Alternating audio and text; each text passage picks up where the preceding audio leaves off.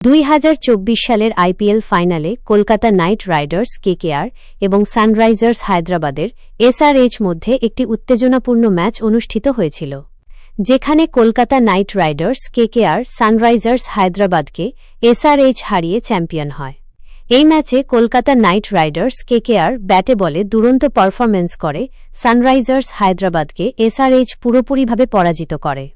ম্যাচের কিছু উল্লেখযোগ্য দিক নিচে তুলে ধরা হল। প্রথমে বোলিং করার সিদ্ধান্ত নেয় কেকেআরের ব্যাটিং।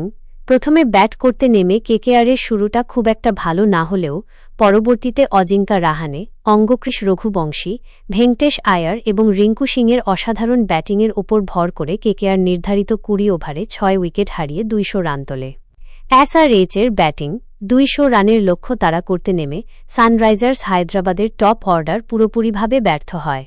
শুধুমাত্র নীতিশ কুমার রেড্ডি, কামিন্দু মেন্ডিস এবং হেনরিক ক্লাসেন কিছুটা প্রতিরোধ গড়ে তোলার চেষ্টা করলেও শেষ পর্যন্ত 16.3 ওভারে 120 রানে অল আউট হয়ে যায় তারা। কেকেআরের বোলিং। কেকেআরের বোলারদের মধ্যে বৈভব অরোরা এবং বরুণ চক্রবর্তী 3টি করে উইকেট নেন।